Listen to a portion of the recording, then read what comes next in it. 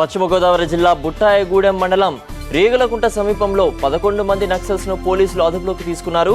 పోలీసులు పక్కా సమాచారంతో దాడులు నిర్వహించి భారీగా మందుగుండు సామాగ్రిని స్వాధీనం చేసుకున్నారు. దీనికి సంబంధించి మరింత సమాచారం మా కరెస్పాండెంట్ వినాయక్ అందిస్తారు. వినాయక్, చెప్పండి, పట్టుబడిన వారు ఏ వర్గానికి చెందినవారు, అలాగే పోలీసులకు వీళ్ళు ఎక్కడ పట్టుబడ్డారు? పశ్చిమ గోదావరి జిల్లాలో నక్సల్స్ పట్టుబడ్డారన్న వార్త తీవ్ర కలకలం రేపుతుంది. చాలా ప్రశాంతంగా పశ్చిమ గోదావరి జిల్లా ఉంటుందనేది అందరికీ తెలిసిన విషయం. కానీ గత కొంతకాలంగా కొన్ని మండలాలు ఎప్పుడైతే ఖమ్మం జిల్లా నుంచి అంటే దాదాపు వేలేరుపాడు కానీ కుక్కునూరు మండలాలు, ఈ 2 మండలాలు కూడా పశ్చిమ గోదావరి జిల్లాలో కలిసిన తర్వాత రాష్ట్రం వదిలిన తర్వాత నక్సల్స్ కార్యకలాపాలు పశ్చిమ గోదావరి జిల్లా కూడా విస్తరించాయని పోలీసుల వద్ద సమాచారం అయితే స్పష్టంగా ఉంది. ఈ నేపథ్యంలోనే గత 6 నెలల కాలంలో పోలీసులు నక్సల్స్ కదలికల మీద ప్రత్యేకమైన దృష్టి కేంద్రీకరిస్తుంది. మనం స్పష్టంగా విజువల్ చూస్తున్నాం. ఇందులో బుట్టాయిగూడెం మండలం వీరన్నపాలెం, అదేవిధంగా ఈ రేగులకుంట సమీపంలో 11 మంది నక్సల్స్ ను పోలీసులు, స్పెషల్ పార్టీ పోలీసులు ఈ తెల్లవారుజామున అదుపులోకి తీసుకోవడం జరిగింది.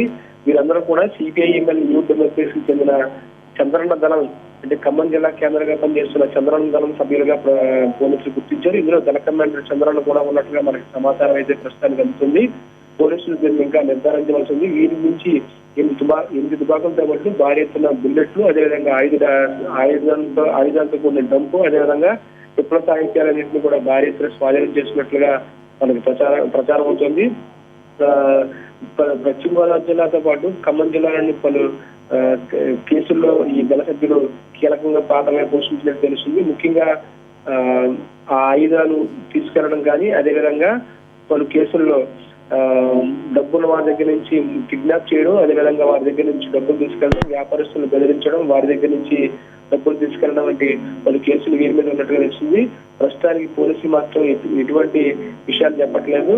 అయితే నక్సల్స్ దొరికినట్లుగా కూడా పోలీసులు ధృవీకరిస్తారు. అయితే మరి కాసేపట్లోనే జిల్లా ఎస్పీ రఘురామరెడ్డి జంగారెడ్డిగూడెం రాబోతున్నారు. ఈ నేపథ్యంలో జంగారెడ్డిగూడెం పోలీస్ స్టేషన్ లో వీరందరినీ ఉంచినట్లుగా మనకు తెలుస్తుంది.